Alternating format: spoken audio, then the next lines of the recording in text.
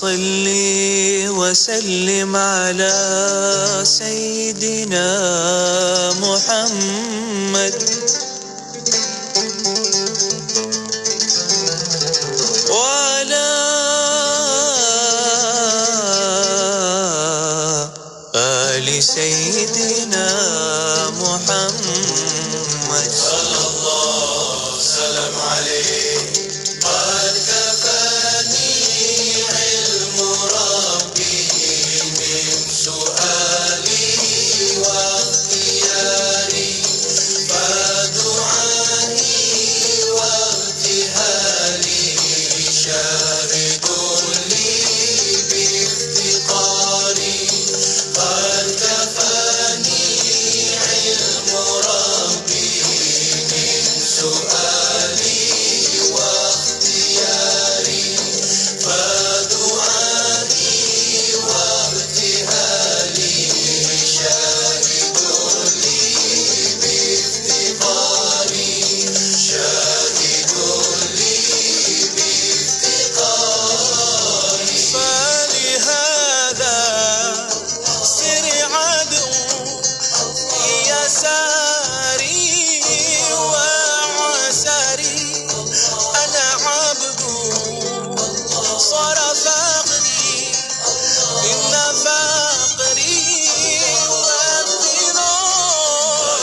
وافتقاري علم ربي من سؤالي واختياري فدعائي وابتهالي شاهد لي بافتقاري يا إلهي ومليكي أنت تعلم كيف حالي وبما قد حل قلبي من هموم واشتغال أنا تجراكي بلطف منك يا مولى الموالي يا كريم الوجه غثني قبل أن يفنى اختباري قبل أن يفنى اختباري قد كفاني علم ربي من سؤالي واختياري فدعائي وابتهالي شاهد لي بافتقاري قد كفاني علم ربي من سؤالي واختياري فدعائي وابتهالي شاهد لي بافتقاري شاهد لي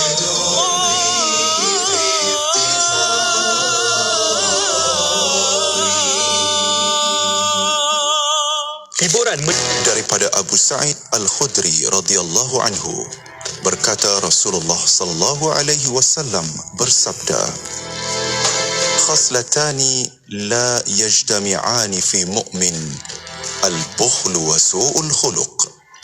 Maksudnya, dua sifat yang tidak terdapat pada orang yang beriman, iaitu pertama bakhil dan kedua akhlak yang buruk. أمسينا وأمسى الملك لله والحمد لله لا إله إلا الله وحده لا شريك له له الملك وله الحمد وهو على كل شيء قدير رب أسألك خير ما في هذه الليلة وخير ما بعدها وأعوذ بك من شر ما في هذه الليلة وشر ما بعدها رب أعوذ بك من الكسل وسوء الكبر رب أعوذ بك من عذاب في النار وعذاب في القبر. Kami dan seluruh kerajaan memasuki waktu petang kerana Allah. Segala puji bagi Allah. Tiada sesembahan yang berhak disembah melainkan Allah semata. Tiada sekutu baginya. Semua kerajaan hanya miliknya dan segala pujian hanya untuknya. Dia Maha Berkuasa atas segala sesuatu. Wahai Tuhanku, aku memohon kebaikan yang ada di hari ini dan setelahnya. Sebaliknya aku memohon perlindungan dari keburukan yang ada di hari ini dan setelahnya. Wahai Tuhanku, aku berlindung kepadamu dari kemalasan dan buruknya umur tua. Wahai Tuhanku, aku berlindung kepadamu dari azab neraka dan azab kubur. Sertai peraduan inspirasi negaraku di platform Instagram ikim.my dan Facebook Ikim FM bermula 15 September hingga 31 Oktober 2021.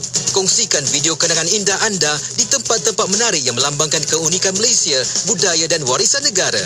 Jangan lupa sertakan tanda pagar Ikim Inspirasi Negaraku. Rebut peluang menangi hadiah eksklusif berupa baucer pemeriksaan kesihatan, sumbangan Hospital Pakar Al-Islam, Hospital Mesra Ibadah, produk istimewa dari Azima Care, Matchu dan Marvel Care. Untuk maklumat lanjut, layari www.ikim.my. 1.6 juta ringgit diperlukan segera bagi pembelian tanah Mahat Tahfiz Sains Fatimah Az-Zahra atau MTS PAS. Ganjaran Allah untuk setiap infak akan berterusan selagi para hufaz beramal di atas hasil infak anda. Terus gandakan rezeki dan pahala anda dengan berinfak untuk MTS PAS sekarang di www.mtsfaz.com sekarang. Sains Darby Plantation mempelawa rakyat Malaysia untuk mengisi pelbagai jawatan kosong di operasi peladangan kami di seluruh negara. Nikmati gaji bulanan, insentif serta pelbagai faedah dan kemudahan percuma seperti tempat tinggal yang selesa, subsidi bulanan, insurans dan faedah besaran demi masa depan yang lebih terjamin. Kehidupan bersama komuniti bahagia menanti anda. Hubungi kami melalui WhatsApp 019-255-6428 atau layari saindarbyplantation.com. Buku baharu bertajuk Literasi Kewangan Islam di Malaysia akan tiba tidak lama lagi. Literasi kewangan merupakan cabang pengetahuan yang boleh membantu orang Islam dalam mencapai matlamat penjagaan harta yang digariskan oleh Doktrin Maqasid Asy-Syariah. Karya ini mengetengahkan literasi kewangan Islam sebagai tema utama yang mengupas 4 perkara iaitu: pertama, literasi kewangan menurut Al-Quran dan As-Sunnah; kedua, peranan dan kepentingan literasi kewangan Islam; ketiga, dimensi dan instrumen pengukuran literasi kewangan Islam; dan keempat, kajian AKPK tentang tahap literasi kewangan dalam kalangan pekerja dewasa di Malaysia. Berdasarkan kupasan buku ini, wujud gesaan untuk meningkatkan kefahaman tentang literasi kewangan Islam dalam kalangan umat Islam di Malaysia. Dengan harga RM35, 100 tempahan pertama akan mendapat versi e-buku secara percuma. Dapatkan sekarang dengan cara WhatsApp di 019-992-2902 atau 018-353-0746 sekarang. Sayang, kita belum buat lagi akikah anak kita ni. Tapi mahal sangat. Sampai RM1,000 seekor. Nak buat majlis pun tak sesuai sekarang ni. Apa kata kita cuba akikahcenter.com? Akikah apa? Akikahcenter.com. Online je. Ya, saya dah buka akikahcenter.com. Sembelihan di Mekah, dapat video rakaman sembelihan, siap ada sebut nama anak lagi. Harga pun RM499 je bang. Daftar cepat. Akikah apa tadi sayang? Akikahcenter.com. Ikuti laman Facebook Ikim FM untuk menonton sesi live segmen-segmen terbaik Radio Ikim. Jika anda terlepas, anda masih lagi boleh menonton semula segmen-segmen terbaik Radio Ikim. Like kami di Facebook sekarang. Ikim, inspirasi Inforia Islami. Anda kini sedang mendengar Destinasi Ikim bersama Syafiq Saleh dan Mona Jasman. Radio Kim 20 tahun inspirasi Infuriah Islami. Assalamualaikum warahmatullahi taala wabarakatuh. Kepada para pendengar yang masih setia bersama kami di Radio Institut Kefahaman Islam Malaysia. Masih bersama Destinasi IKIM pada waktu ini bersama saya Mona Jasman dan juga Syafiq Salah. Ya, jam kedua untuk tugasan destinasi kita petang ni, Mona. Kita akan sama-sama lagi dengan para pendengar untuk menghayati rancangan Islam Agamaku di setiap hari Selasa petang. Kita ada tetamu kita iaitu Al-Fadhil Ustaz Dr. Muhammad Nizam Abdul Kadir, merupakan pensyarakanan dari Jabatan Pengajian Kenegaraan dan Ketamadunan Fakulti Ekologi Manusia Universiti Putra Malaysia. Dan untuk para pendengar, insya-Allah doktor akan membincangkan tentang tajuk Islam dan kekufuran. Dan untuk anda, insya-Allah kita akan membawa secara langsung di FB Live IKIM FM dan juga di YouTube IKIM Media. Dan untuk anda, kalau ada soalan, pertanyaan, boleh hantarkan soalan anda melalui WhatsApp konti 0112900404. Ya, betul. Nantikan sama-sama selepas ni rancangan Islam Agamaku. Kita berhibur seketika bersama dengan Intim, lagunya Kasih Kekasih. Kekal bersama Radio IKIM.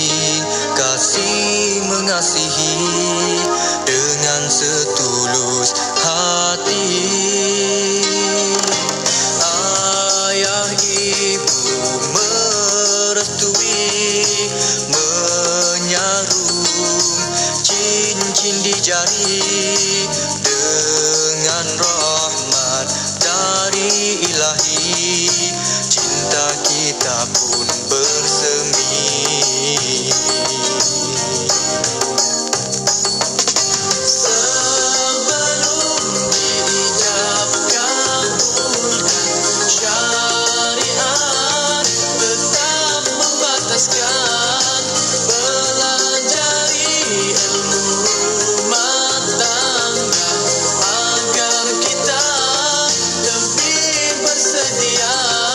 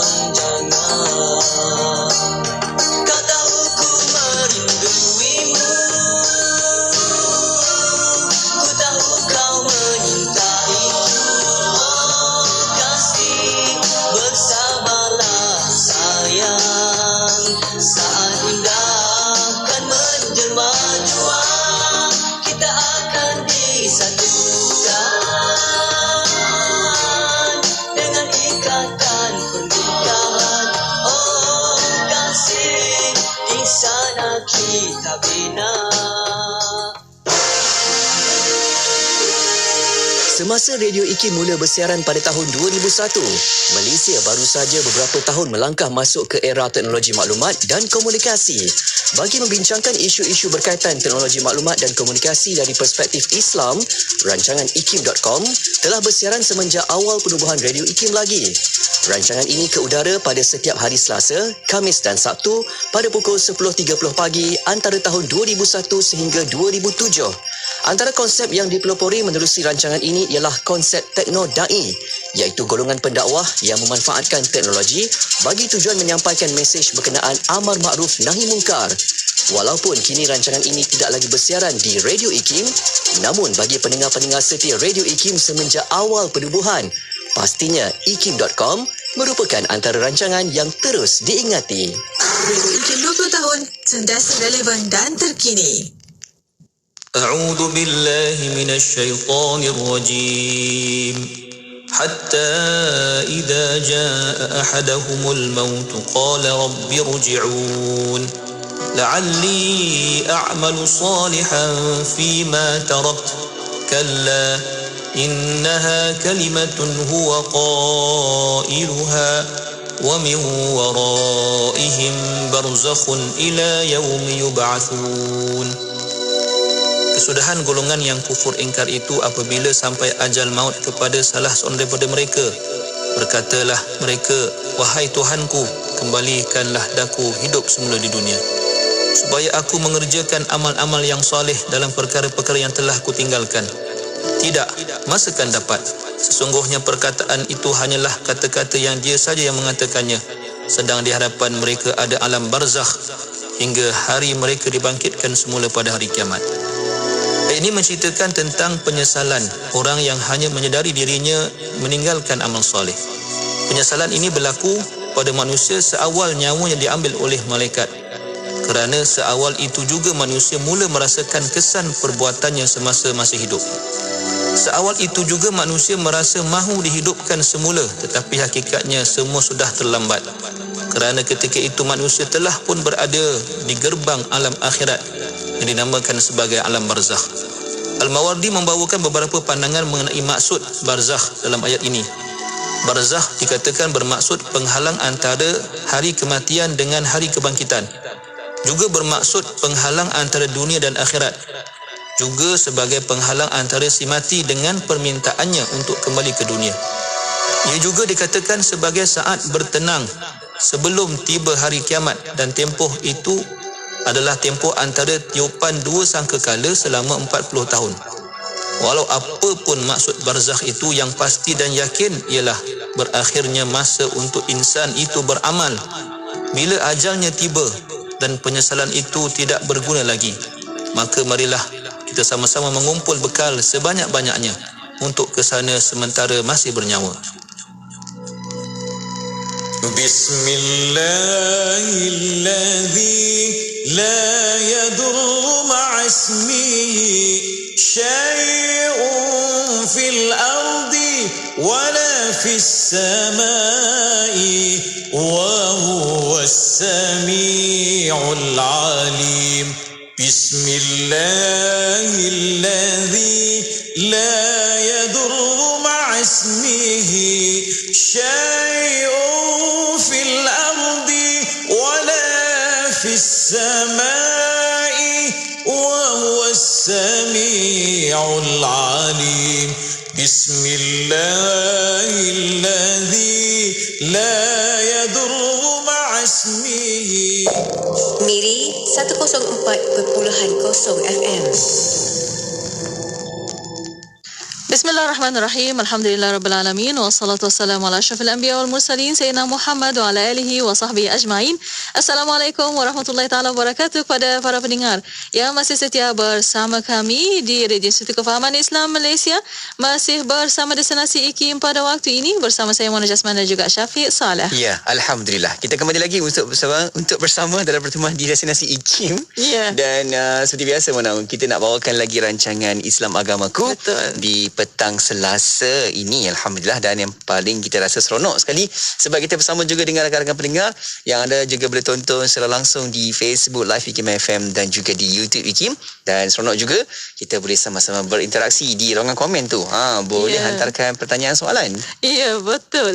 Dan untuk waktu ini bersama anda di FB Live IKIM FM dan YouTube IKIM Media, dan untuk anda hantar soalan anda melalui WhatsApp konti 0112900404 dan juga boleh tinggalkan soalan anda di FB Live IKIM FM. Ya, seperti biasa mana untuk rancangan Islam Agamaku, kita akan mendengarkan perkongsian ilmu oleh Al-Fadhil Ustaz Dr. Muhammad Nizam Abdul Kadir, merupakan pensyarakanan dari Jabatan Pengajian Kenegaraan dan Ketamadunan Fakulti Ekologi Manusia Universiti Putra Malaysia. Doktor dah pun ada di talian kita. Ya, alhamdulillah. Assalamualaikum doktor. Waalaikumsalam warahmatullahi wabarakatuh. Apa khabar? Kaifa haluka doktor? Alhamdulillah, ana bi khair, Syukur, masya-Allah. Walaupun kita berbeza lokasi doktor, tapi kelas kita yang penting kita nak dapatkan lagi doktor perkongsian pada petang ini dengan tajuk yang dah pun kita siap sedia di sini, iaitu tajuknya Islam dan kekufuran. Insya-Allah. Dan untuk waktu ini sebagai mukadimah, silakan doktor. Ya, silakan doktor. Bismillahirrahmanirrahim. Assalamualaikum warahmatullahi wabarakatuh. Waalaikumsalam warahmatullahi. Alhamdulillahi rabbil alamin. Wassalatu wassalamu ala asyrafil anbiya'i wal mursalin wa ala alihi wa sahbihi ajma'in. Subhanaka la ilma lana illa ma 'allamtana innaka antal alimul hakim. Wa la haula wa la quwwata illa billahil aliyyil azim. Amma ba'd. Terima kasih DJ Syafiq, DJ Mona. Seterusnya sidang pendengar, moga-moga kita dirahmati Allah Subhanahu wa taala. Amin amin. Topik bicara kita pada kali ini berkenaan dengan Islam dan juga kekufuran. Ya. Kita nak melihat bagaimana perbezaan ataupun dasar Islam terhadap kekufuran ini. Kerana dalam Islam ini disebutkan kaedahnya al-kufru millatun wahidah. Kekufuran itu adalah satu agama, ya. Dia satu kategori. Maknanya sama ada Islam ataupun tidak Islam. Tak kiralah apa agama sekalipun dikira sebagai tidak Islam. Dan saya ingat ini satu perkara yang biasalah pembahagian ini, ya. Maknanya kalau agama lain pun maknanya mungkin kita kata Kristian, non-Kristian, ya. Kalau Buddha, ni Buddha, Buddhis ni non-Buddhis, ya. Itu satu perkara yang normal lah pembahagian itu, ya. Jadi sekarang Islam dan bukan Islam ataupun kita katakan sebagai kekufuran. Jadi tujuan kita nak kenal tentang kekufuran pada kali ini supaya kita selamat daripada kekufuran, selamat daripada i'tiqad yang tidak diakui di dalam agama Islam, ya. Kekufuran yang pertama, ya, kekufuran yang pertama adalah kufur dari sudut etis. Kufur dari sudut etis, ya, iaitu kepercayaan tidak bertuhan. Kepercayaan tidak bertuhan, tidak ada Tuhan sebenarnya. Ya, ini satu kepercayaan etis, dan sebab itulah kalau kita belajar dalam sifat wajib bagi Allah Subhanahu wa taala, sifat yang pertama sekali disebut adalah sifat wujud. Sebelum datang sifat qidam, sifat baqa, yang kita belajar dalam sifat 20 itu, wujud, qidam, baqa, mukhalafatuhu ta'ala lil hawadis sebagainya. Jadi sifat yang mula-mula sekali dibahaskan oleh para ulama ialah mengakui kewujudan Tuhan. Mengakui kewujudan Tuhan. Tuhan tu mesti ada. Kerana apa? Kerana lawan daripada kewujudan Tuhan itu adalah mengakui ketidakwujudan Tuhan. Ini dikatakan sebagai etis. Maka Allah Subhanahu wa taala merakamkan di dalam Al-Quranul Karim perkataan golongan yang tidak percaya kepada Tuhan ini. Kata Allah, wa qalu in hiya illa hayatuna dunya wa ma nahnu bimab'utsin. Mereka berkata, yang kufur etis ni, mereka berkata in hiya illa hayatuna dunya, tidaklah melainkan kehidupan ini ialah kehidupan dunia semata-mata, wa ma nahnu bimab'utsin, dan kita sama sekali tidak akan dibangkitkan pada hari akhirat nanti. Maknanya tidak percaya kepada kewujudan Tuhan, ya, mana-mana Tuhan lah, tak kisahlah Tuhan apa sekalipun, tidak percaya kepada kewujudan Tuhan, dan rentetan daripada tidak percaya kepada kewujudan Tuhan ini, maka tidak percaya kepada hari akhirat, tidak percaya kepada dosa dan pahala, tidak percaya kepada hisab, tidak percaya kepada syurga dan neraka. Wa ma nahnu bimab'utsin, kami tidak akan dibangkit, kita tidak akan dibangkitkan. Jadi ada pemikiran-pemikiran yang sebegini sebab mereka melihat kepada Tuhan ni tak nampak, ya. Dia metafizik, dia nak kaji Tuhan tu tak tercapai. Macam mana Tuhan ni kalau ada, kenapa tak nampak dan sebagainya. Jadi sebab itu kufur etis ini menolak kewujudan Tuhan. Sebab itu kalau kita kaji golongan ini, mereka menyatakan bahawa bukan Tuhan yang menciptakan manusia. Bukan Tuhan yang menciptakan manusia, tetapi manusia menciptakan Tuhan. Jadi Tuhan tu tak ada, manusia yang ciptakan. Ada Tuhan dan sebagainya, ya. Ini kufur yang pertama yang dahsyat, iaitulah menafikan kewujudan Tuhan, ya. Itu menariknya kalau kita lihat dalam pembinaan negara kita ni, alhamdulillah dia letakkan rukun negara yang pertama kepercayaan kepada Tuhan. Maknanya menafikan etis tu, ya. Paling kurang ada Tuhan, ya. Baik. Jadi ini yang pertama sekali, ya, kufur dari sudut etis. Jadi bagi kufur etis ni maknanya benda ni jadi sendirilah. Benda ni jadi sendiri. Kalau kita kata tulisan dalam kertas ni pun dia jadi sendiri, ya. Huruf-huruf datang sendiri susun.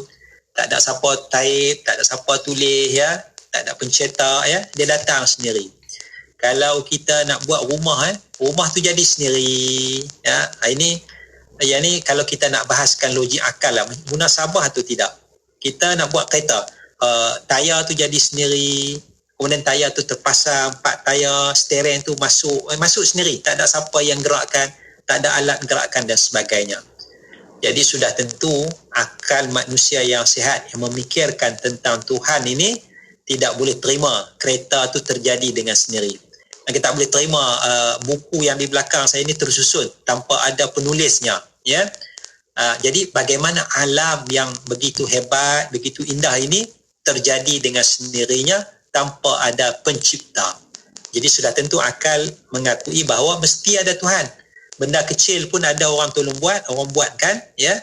Nak bancuh air teh pun ada pembancuh, ya, pembancuh tehnya tu, ya. Orang yang nak masukkan teh dan sebagainya.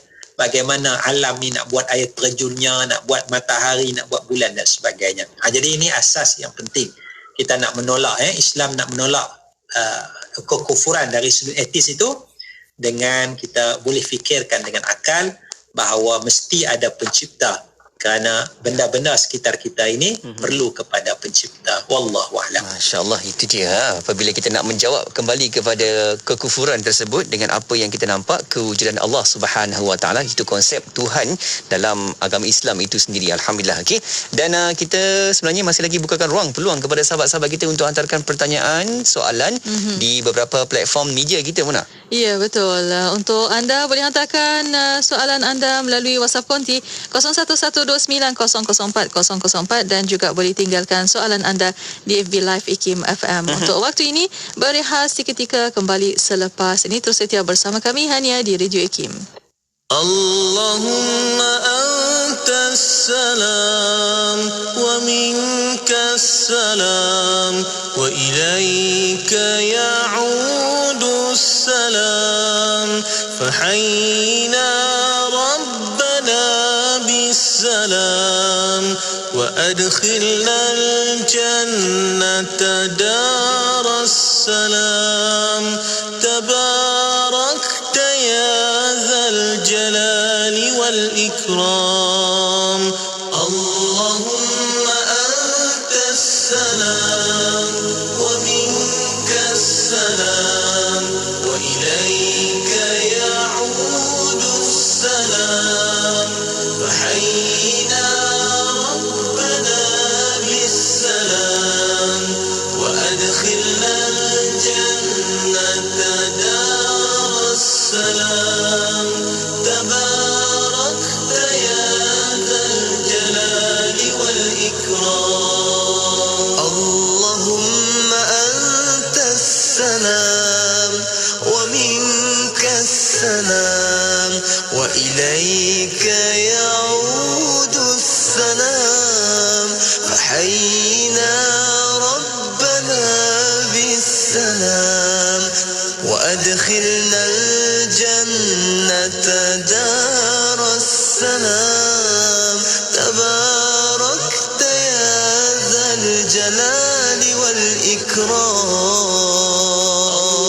اللهم أنت السلام ومنك السلام وإليك يعود السلام فحيينا ربنا بالسلام وأدخلنا الجنة دار السلام تباركت يا ذا الجلال والإكرام اللهم أنت السلام ومنك السلام وإليك يعود السلام فحيينا ربنا بالسلام وأدخلنا الجنة دار السلام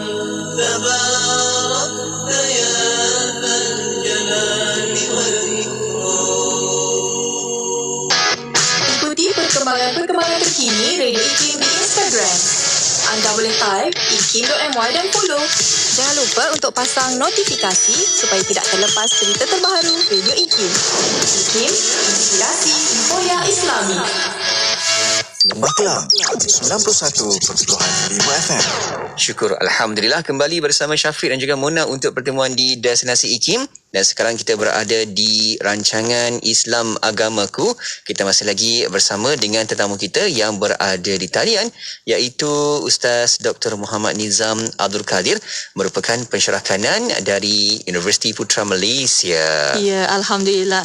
Doktor masih membincangkan tentang tajuk petang ini, Islam dan kekufuran. Dan untuk soalan pertanyaan anda boleh hantarkan melalui WhatsApp konti 0112900404 dan juga boleh tinggalkan soalan anda di FB Live IKIM FM. Baik, Doktor, kita nak sambung lagi, Doktor. Bagaimana yang dikatakan sudut kekufuran dan kita yang meletakkan di tempat yang betul, yang tepat supaya tiada kekufuran itu dalam konsep Islam itu. Silakan Doktor. Bismillahirrahmanirrahim, ya. Yang pertama tadi, kufur dengan tidak percaya adanya Tuhan sama sekali, ya. Ini kufur aktif. Manakala kufur yang kedua adalah kufur syirik. Kufur syirik maksudnya menyekutukan Tuhan. Ya, percaya adanya Tuhan, bahkan percaya adanya Allah Subhanahu wa taala sebagai Tuhan, tetapi melakukan syirik kepada Allah Subhanahu wa taala. Jadi ini kita boleh lihat dalam kepercayaan masyarakat Arab zaman jahiliyah, ya, zaman sebelum Nabi Muhammad sallallahu alaihi wasallam, bahkan zaman Nabi di Mekah ketika itu, kufur mereka kufur syirik. Mereka bukan ateis, bukan tidak percaya adanya Tuhan, mereka percaya adanya Tuhan, tetapi dalam bertuhan ini adanya Tuhan yang disebut sebagai Allah, tapi pada masa yang sama ada sembahan-sembahan yang lain, ya. Jadi kita dapat kesan perkara ini dalam Al-Quranul Karim, kufur syirik ini, iaitu Allah Ta'ala sebut di dalam Al-Quran dalam surah Al-Ankabut ayat 61, A'udzubillahi minasyaitanir rajim, wala in sa'altahum man khalaqas samawati wal arda wa sakhkhara asy-syamsa wal qamar la yaqulunna Allah. Kalau kamu wahai Nabi Muhammad tanya kepada mereka, man khalaqas samawati wal arda, siapakah yang menjadikan langit-langit dan bumi, wasakhkhara asy-syamsa wal qamar, dan menundukkan matahari serta bulan, siapakah yang buat bulan, matahari, ya, langit, bumi dan sebagainya ni, bukit bukau dan sebagainya, la yaqulunna Allah, nescaya mereka akan kata Allah. Jadinya secara mudah fahamnya, zahirnya, Nabi tanya kepada Arab zaman itu, mereka akan jawab Allah. Maknanya mereka bertuhankan Allah. Allah lah pencipta langit bumi, Allah lah pencipta matahari, Allah lah pencipta alam ini. Tetapi kalau mereka dah bertuhankan Allah, kenapa Nabi Muhammad sallallahu alaihi wasallam masih berdakwah kepada mereka? Kerana berlaku kesyirikan. Iaitu walaupun mereka beriman adanya Allah, tetapi mereka juga menyembah sembahan-sembahan Tuhan-Tuhan yang lain. Ya, mereka ada patung Allat, patung Manat, patung Uzza, patung Nailah di bukit Safa ataupun bukit Marwah, ya. Bahkan di sekitar Kaabah ketika itu ada lebih ataupun hampir 360 berhala sekitar Kaabah, ya, pada zaman Nabi SAW sebelum pembukaan kota Mekah. Jadi maknanya keluarga ni dia ada patung sembahan dia, kabilah ni ada patung sembahannya, tapi bila tanya mereka Allah, sebab itu ada nama Abdullah, ya, perkataan Allah tu dah ada dah, ya, maknanya ada Allah tu, ya. Jadi syirik kerana meminta sesuatu kepada sembahan-sembahan ini. Dan dalam satu riwayat, ya, disebut dalam satu kitab, Rasulullah sallallahu alaihi wasallam bertanya kepada seorang lelaki, kam ilahan ta'budu, berapa Tuhan yang kamu sembah? Ya, berapa Tuhan yang kamu sembah? Qala sab'an, kata lelaki ni, aku sembah 7 Tuhan. Sab'a, aku sembah 7 Tuhan. Sittan fis sama atau sittun fis sama, 6 Tuhan di bumi, wa wahidun sittan fil ardi, 6 di bumi, wa wahidun fis sama, dan 1 tu Tuhan yang esa, ya, Tuhan yang tinggi, Tuhan yang esa 1. Tapi di bumi ni sekitar aku ni ada 6 lagi Tuhan. Dia kata ada 7 Tuhan yang dia sembah. Jadi berlaku syirik. Kemudian Rasulullah tanya, kalau kamu sakit, kamu minta doa kepada Tuhan mana yang supaya nak sembuh, kan? Tuhan mana yang kamu minta? Maka lelaki ni kata, aku minta kepada Tuhan yang satu lah. Bukan Tuhan yang 6 ni. Minta kepada Tuhan yang esa, Tuhan yang satu. Kalau kamu ada masalah, minta kepada mana? Minta kepada Tuhan yang satu. Ya. Jadi sudah berlaku syirik. Sudah berlaku syirik. Kerana mereka sembah ni dan sebagainya, ya. Misalnya nak pergi ni, minta kepada Tuhan ni dan sebagainya. Jadi mereka menyatakan ma na'buduhum illa liyuqarribuna ila Allahi sulfa. Dirakam di dalam Quran perkataan mereka, mengapa mereka sembah patung-patung yang mereka anggap sebagai Tuhan ini? Ma na'buduhum illa liyuqarribuna ila Allahi sulfa. Tidaklah kami sembah patung-patung ni yang kami anggap sebagai Tuhan ni, melainkan patung inilah yang akan menyampaikan kami kepada Allah. Jadi Allah tu dah ada, tapi sembah patung ni. Jadi kalau Allah tu jauh lah, kita kata, logik akalnya Allah tu jauh, ya. Jadi kalau kami ada patung ni, kami minta doa kepada dia, dia akan sampaikan kepada Allah. Ya, dia akan sampaikan kepada Allah. Jadi patung ni sebagai transmitter, sebagai penyampai, ya. Kami ni kotor, banyak maksiat, banyak dosa. Jadi kalau kami nak minta direct kepada Allah, susah sikit. Jadi kami minta kepada patung, patung ni akan sampaikan kepada Allah. Itu logik akal mereka lah. Tapi sini kita melihat logik ni, kita boleh tanya balik. Kalaulah patung ni sebagai transmitter, sebagai penyampai kepada Tuhan, adakah patung tu mempunyai telinga untuk mendengar? Adakah patung yang disembah tu mempunyai telinga? Ya, orang Arab sembah tu. Jawabnya, ya, patung tu ada telinga. Tetapi adakah telinga itu boleh mendengar? Telinga itu tidak boleh mendengar. Jadi kita datang doa Arab zaman tu, Zahid Jahiliyah datang doa depan Lat, Manat, Uzza, Nailah ni. Wahai patung, ya, kau dengarlah permohonan doa, sampaikan.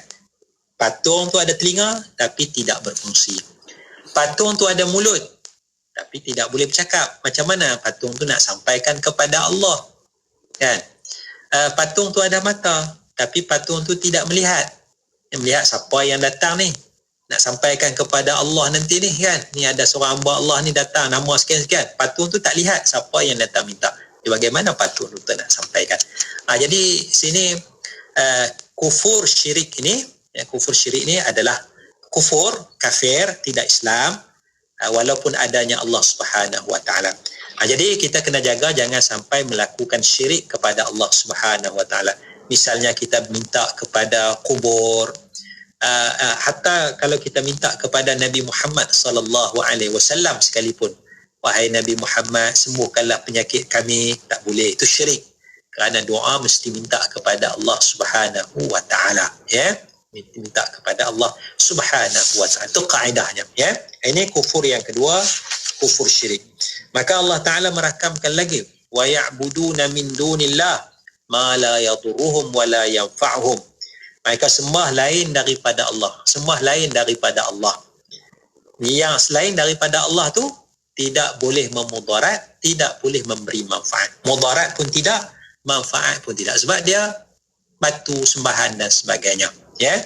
Wa yaqulu, dan mereka kata, haula'i syufa'auna indallah. Inilah pemberi syafaat, pembantu kami di hadapan Allah Subhanahu Wa Taala. Allah rakamkan perkataan orang yang melakukan syirik kepada Allah Subhanahu Wa Taala. Wallahu a'lam. Allah, masya-Allah, dengan perintah Allah dan juga apa yang Allah sediakan tuntutan di situ, kita faham betapa beratnya kekufuran. Jadi kita yang memang menyampaikan dakwah berkaitan dengan Islam, kita perlu sampaikan dengan betul, dengan tepat, tambah-tambah apabila kita berbicara tentang konsep bertuhan. Insya-Allah kejap lagi kita ada soalan juga, Mona, kalau di WhatsApp kita ni. Ya, betul. Ada soalan di WhatsApp konti 0112900404 bertanya, doktor, adakah kufur nikmat dikategorikan sebenar-benar kufur? InsyaAllah doktor akan sambung untuk kita juga dan untuk jawab sebentar sahaja lagi. Dan untuk anda terus setia bersama kami di Radio IKIM. Nilai-nilai bersama IKIM. Benar. Sifat benar disebut lebih 10 kali dalam Al-Quran. Antara ayat yang menyebut tentang sifat benar termasuklah surah Al-Ahzab ayat 23 hingga 24. Bermaksud demikian, antara orang yang beriman itu ada yang bersikap benar menunaikan apa yang telah dijanjikannya kepada Allah untuk berjuang membela Islam. Maka antara mereka ada yang telah selesai menjalankan janjinya lalu gugur syahid, dan ada mereka yang menunggu giliran, dan mereka pula tidak mengubah apa yang mereka janjikan itu sedikit pun. Berlakunya yang demikian supaya Allah membalas orang yang benar disebabkan kebenaran mereka dan menyeksa orang yang munafik jika dia dikehendaki atau dia menerima taubat mereka. Sesungguhnya Allah yang Maha Pengampun lagi Maha Mengasihani. Sekali lagi tuan-tuan dan puan-puan sekalian, saya petik kata-kata seorang ahli falsafah daripada Eropah yang kandungan ideanya itu amat mirip pada nilai Islam. Ini yang dilafazkan oleh ahli falsafah barat ini. Seseorang itu jika ada cuai, tidak benar, tidak bersifat benar dalam perkara-perkara yang kecil, dia tidak boleh dipercayai dalam perkara-perkara yang penting. Sebagai kesimpulan yang mungkin mengandungi semua nilai tadi, apa yang dilafazkan oleh Khulafa Ar-Rasyidin dalam bahasa Inggeris. Abu Bakar, apun succeeding as the first caliph, gave a speech on good governance in which he noted a few crucial characteristics. He said, I have been given authority over you, although I am not the best of you. If I do well, help me, and if I do wrong, set me right. Loyalty is to tell the truth to a leader, treason is to hide it. The weak among you will be powerful in my eyes until I get the right from him. If people do not follow in the way of Allah, He will disgrace them. Obey me as long as I obey Allah and His Prophet. And if I disobey them, you owe me no disobedience. Petikan ucapan Allahyarham Tun Ahmad Sarji bin Abdul Hamid, mantan pengerusi IKIM. Radio IKIM 20 tahun sentiasa memberi anda lagu-lagu ketuhanan yang terbaik dan terkini. Kembali jiwaku yang rebah tersungkur, jelaskan Allahu Akbar, Allah yang Maha Besar. Bila kau mau menjauh, kau ingat siapa untuk kamu. Radio IKIM 20 tahun sentiasa relevan dan terkini. IKIM, inspirasi Inforia Islami. Maklam 91.5 FM. Radio IKIM 20 tahun inspirasi Inforia Islami. Alhamdulillah masih bersama destinasi IKIM pada waktu ini untuk rancangan Islam Agamaku. Ya, betul. Kita masih lagi bersama dengan tetamu kita di talian ketika ini iaitu Al-Fadhil Ustaz Dr. Muhammad Nizam Abdul Kadir, merupakan pensyarah kanan dari Jabatan Pengajian Kenegaraan dan Ketamadunan Fakulti Ekologi Manusia Universiti Putra Malaysia. Dan sebelum kita berehat tadi Mona, ada soalan yang kita dapat. Ya, betul. Ada soalan di WhatsApp konti 0112900404 bertanya tentang adakah kufur nikmat dikategorikan sebagai atau sebenar-benar kufur. Mungkin doktor ada penjelasan, silakan doktor. Silakan doktor. Bismillahirrahmanirrahim ya. Kufur nikmat dia lawan kepada syukur. Lawan kepada syukur. Ya, dia bukan lawan kepada keislaman, bukan lawan kepada keimanan. Jadi kalau kita katakan kufur yang lawannya keislaman ini bersangkut paut dengan soal iman, soal akidah. Jadi kufur etis maknanya tidak Islam. Kufur kufur syirik maknanya terkeluar ya, berlawanan dengan Islam. Sembah patung berhala macam Arab zaman jahiliah itu berlawanan dengan Islam. Adapun kufur nikmat masih lagi iman, masih lagi Islam. Tetapi tidak menggunakan nikmat Allah dengan jalan yang sepatutnya, maka itu adalah kufur terhadap nikmat Allah Subhanahu wa taala. Iaitu kufur yang lawannya syukur. Ya. La in syakartum la azidannakum wa la in kafartum inna adzabi lasyadid. Jadi Allah menggunakan dua perkataan syukur lawannya kufur. La in syakartum la azidannakum. Kalau kamu bersyukur kepadaku, la in syakartum kepada Allah, syukur kepada Allah, maknanya ucap alhamdulillah, guna nikmat Allah dengan sebaiknya, bayar zakat ya dan sebagainya, guna nikmat mata untuk benda yang baik, nikmat mulut untuk cakap benda yang elok. Kalau kamu syukur, la azidannakum, nescaya Allah tambahkan lagi nikmat. Jadi lawan syukur ni wala in kafartum, kalau kamu kufur, maknanya kamu tidak bersyukur, tidak menggunakan harta dengan sebaiknya, gunakan harta pada jalan maksiat, gunakan nikmat sihat pada jalan maksiat.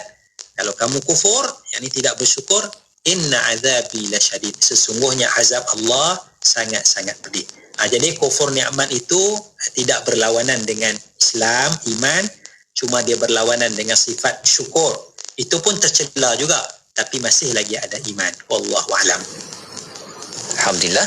Okey, berikutnya kita ada juga lagi soalan yang kita dapat di Facebook Live mana dari Rosnida Abdul Kadir, betul? Betul. Bertanya, adakah dibolehkan bertawassul atau istighathah atau isti'anah dengan Nabi Muhammad sallallahu alaihi wasallam dan para nabi, sahabat dan wali-wali semasa mereka hidup atau telah wafat atau meninggal dunia. Bagaimana doktor? Tawassul dengan Nabi Muhammad sallallahu alaihi wasallam ada perbezaan pandangan di kalangan para ulama. Sebahagian besar para ulama mengharuskan kita bertawassul dengan Nabi Muhammad sallallahu alaihi wasallam. Ya, itu menjadi amalan kita lah, kita pilih pandangan itu. Ya, dalam negara kita, ulama-ulama kita memilih pandangan itu. Maknanya kita doa, ya Allah, dengan kesolehan Nabi Muhammad, ya, dengan kebaikan Nabi Muhammad sallallahu alaihi wasallam, engkau sembuhkanlah penyakitku. Jadi sini kita bertawassul menggunakan Nabi Muhammad sallallahu alaihi wasallam. Tetapi kita masih lagi berdoa kepada Allah. Karena doa dia, ya Allah, dengan kesolehan Nabi Muhammad, kabulkanlah doa kami. Kalau kita syirik, kita doa kepada Nabi, wahai Nabi, engkau sembuhkanlah penyakit kami. Itu tak boleh lah. Ya, tawassul masih doa kepada Allah, tetapi sebut nama Nabi Muhammad sallallahu alaihi wasallam. Ada khilaf, ya, tapi kita terima pandangan ulama yang membenarkan. Adapun dengan orang soleh yang lain, wali Allah ni, khilafnya lagi besar lah. Sebab kesolehan seseorang itu dipertikaikan. Yalah, kita anggap ustaz tu soleh lah. Tapi betulkah dia soleh di sisi Allah Subhanahu wa taala? Nabi Muhammad tidak syak, memang Nabi Muhammad soleh, ya, Rasulullah. Tapi orang soleh ni kita kata dia soleh. Adakah dia soleh di sisi Allah? Wallahu a'lam, kita tak tahu. Jadi khilaf tu lagi kuatlah. Jadi Nabi Muhammad tu, kalau tawassul dengan Nabi Muhammad, kebanyakan ulama kita kata boleh, tapi lain daripada Nabi Muhammad tu, misalnya orang soleh, ustaz tu, guru tu, nak guna nama tu guru, nak guna nama saya ke, guna nama DJ Syafiq, ya Allah, dengan kesolehan DJ Syafiq, kan, betulkah dia soleh ni? Kan? Bapak dia yang soleh, jadi ayah yang soleh, bapak dia Syafiq soleh. Nama itu jadi pertikaian lagi besar tu. Ya. Allah. Jadi itu kalau orang tu masih hidup, kita tawassul, kita minta doa daripada dia. Ustaz, tolong doakan. Kita pergi jumpa dia, telefon, Ustaz, saya ada masalah sikit, boleh tak Ustaz tolong doakan kepada Allah supaya Allah ringankan kesulitan saya ni. Yang tu semua ulama kata boleh. Kita minta dia tolong doakan. Boleh hukumnya. Okey, itu kaedah dan cara yang tepat. Okey. Dan ada juga yang bertanya, doktor, bagaimana kalau kita minta benda lain ataupun makhluk lain yang mendoakan? Contohnya kita nak minta, katalah kita tengah nak balik daripada kuliah ke mana-mana, wahai pokok, bagilah aku lulus, doalah kepada Allah aku lulus peperiksaan esok, kata macam tu. Adakah ia jatuh syirik? Iaitu bila macam berhala lah, macam kita sembah berhala lah, kan? Kita doa kepada patung, ya. Kalau kita bercakap lain, cakap wahai pokok, aku ni nak periksa, tak tahulah lulus tak lulus, kan? Itu kita bercakap, kita luahkan perasaan. Tapi kita doa, wahai pokok, engkau bagilah aku lulus, itu sudah berdoa kepada makhluk, ya. Sedangkan doa tu ibadah, ya. Jadi kalau meluahkan perasaan itu lain, itu tidak menjadi hal lah.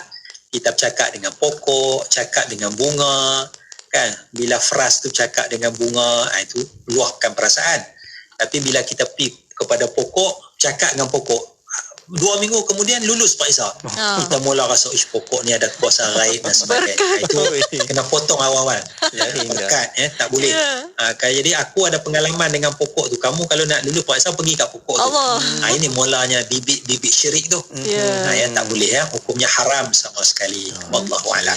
Alhamdulillah. Terima kasih doktor. Dan ada soalan satu lagi di FB Live IKIM FM dari Ahmad Azizi bertanya, kalau seorang Muslim itu ada mempunyai keraguan tentang Islam, adakah iman dia akan terbatal terus, dan bagaimana cara untuk menguatkan iman kita? Silakan doktor. Kita ada keraguan, ya. Nabi SAW ada sebut dalam hadis, ya, syaitan akan bisikkan kamu, siapakah jadi benda ni, siapakah jadi benda ni, semua kita akan jawab Allah, Allah, Allah, Allah. So konsepnya kita dah fikir Allah sebagai pencipta benda ni. Mesti ada pencipta. maka syaitan akan tanya soalan terakhir, siapakah yang menjadikan Allah? Jadi soalan tu menimbulkan keraguan, ya. Soalan tu menimbulkan keraguan. Jadi bila timbul keraguan itu kita kena cepat-cepat, ya. Cepat-cepat, tak terbatan insya-Allah, ya. Sebab ya syaitan timbulkan tu meragukan kita. Maka kita kena kuatkan iman balik. Kita kena la ilaha illallah, perbaharukan iman, jadidu imanakum, perbaharui iman kamu. Banyak istighfar, banyak ucap la ilaha illallah, ya. Dan carilah jalan untuk menguatkan iman selain daripada zikir tu, baca Quran, kaji Quran dan sebagainya. Wallahu a'lam. Amin. InsyaAllah. Semoga iman kita terus kuat dan tiada kekufuran.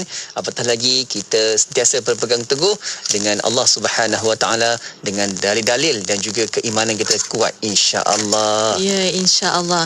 Dan doktor, untuk waktu ini tinggal sedikit masa lagi untuk kesimpulan dan kata-kata akhir daripada doktor, silakan. Ya. Bismillahirrahmanirrahim.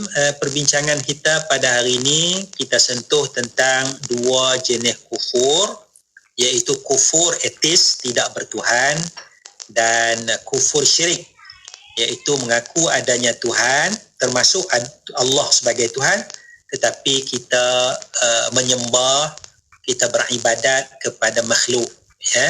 Sebagaimana Arab jahiliyah itu, mereka mengakui adanya Tuhan, tapi mereka menyembah patung berhala. Jadi kita nak jaga iman, nak jaga Islam, kita perlu menjauhi dua bentuk kekufuran ini. Wallahu a'lam. Amin. InsyaAllah semoga kita diberikan perlindungan, keimanan kita terus terpelihara insyaAllah dan dikuatkan lagi insyaAllah. Terima kasih kita ucapkan kepada tetamu kita Al-Fadhil Ustaz Dr. Muhammad Nizam Abdul Qadir, merupakan pensyarakanan dari Jabatan Pengajian Kenegaraan dan Ketamadunan Fakulti Ekologi Manusia Universiti Putra Malaysia, atas perkongsian pada petang ini Doktor. Jaga diri baik-baik Doktor. Moga kita dapat jumpa lagi untuk pertemuan yang akan datang. Assalamualaikum. Alhamdulillah. Baik, terima kasih juga kepada anda yang terus tonton di Facebook dan juga di YouTube IKIM. Kalau anda masih lagi nak ikut dengarkan lagi, terus saja ke Facebook kita, ke YouTube untuk anda sama-sama hayati kembali perkongsian kita pada petang ini insya-Allah. InsyaAllah. Dan untuk para pendengar, terima kasih kepada anda dan terus setia bersama kami. Destinasi IKIM, inspirasi Inforiah Islami. Tawau 100.7 FM. Amalan bersedekah tidak terikat kepada umur, tidak juga kepada agama dan bangsa. Bersedekahlah dengan sedekah yang terbaik, khususnya buat saudara-saudara kita yang berada di Syria dan Yaman, yang kini amat memerlukan bantuan kita. Ayo zahirkan kebersamaan kita dalam kempen bantuan kecemasan Syria dan Yaman, anjuran Aman Palestin, sebagai satu cara memperkukuh tali persaudaraan. Layari www.jommenyumbang.com untuk pertanyaan lanjut. Bangkit berjuang bersama. Mahu tahu rahsia untuk cergas sentiasa, senyuman ceria, riang sepanjang masa, minuman lazat, sungguh nikmat. Abang mahukanlah susu kambing, kakak pun mahukanlah susu kambing, adik mahukanlah susu kambing. Tahu kegemaran kami semua, las susu kambing. Ingin bantuan buka franchise, kemana lagi? Carilah Pernas. Ingin pembiayaan untuk franchise, kemana lagi? Carilah Pernas. Sekiranya anda ingin memulakan perniagaan franchise atau memerlukan maklumat mengenai franchise, anda boleh cari Pernas. Dari peluang perniagaan hingga pembiayaan dan khidmat latihan berkualiti, Pernas menyediakan penyelesaian lengkap untuk usahawan franchise. Kemana lagi? Carilah Pernas. Kemana lagi? Carilah Pernas. Pernas, peneraju franchise Malaysia. Kisahnya ada dua orang anak kembar, dua-dua lelaki. Bila nak makan, seorang suka nasi goreng kampung, seorang lagi suka nasi goreng ayam. Bila nak main, seorang suka basikal, seorang lagi suka skuter. Bila nak tidur, seorang suka bantal tinggi, seorang lagi tidur tak pakai bantal. Ayahnya pula ikutkan jelah perangai anak-anak ni sampailah mereka dewasa. Dua-dua pandai berniaga, seorang berniaga offline, seorang lagi berniaga online. Jadi ayahnya hadiahkan mereka pakej berkembar IKIM. Dua-dua ada iklan radio dan iklan media bayar. Senang, dua-dua dapat harga berpatutan. Jom kembangkan lagi perniagaan anda dengan memasarkan produk dan perkhidmatan anda di platform media sosial dan radio IKIM dengan harga berbaloi. Info lanjut, hubungi 017-345-2564 atau 012-686-9236. Tarikh tutup permohonan iklan adalah pada setiap 16 hari bulan pada setiap bulan. Radio IKIM tahun ini menyambut ulang tahun yang ke-20. Terima kasih kepada anda Nandri, sisir, Syukran jazilan kerana menyokong siaran kami selama ini. Radio IKIM 20 tahun, sentiasa relevan dan terkini.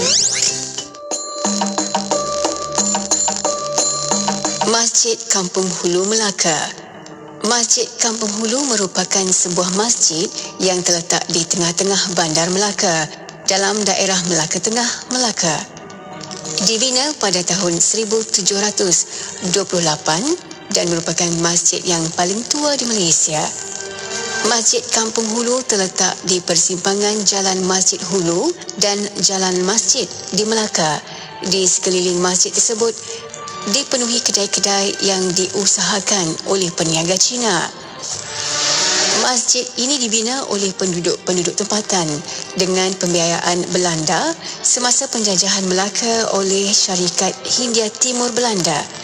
Masjid ini dibina adalah kesan daripada perubahan dasar oleh pemerintah Belanda yang mengutarakan dasar kepelbagaian pegangan agama.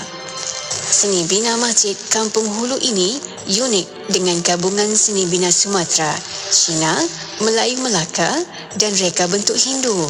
Reka bentuknya mirip seperti masjid dari tanah Jawa. Hiasan dalaman dengan pengaruh Cina menghiasi masjid ini. Bahan-bahan seperti jubin seramik dan jubin lantai daripada kerajaan Cina dinasti Qing juga digunakan. Masjid ini adalah antara 777 bangunan besar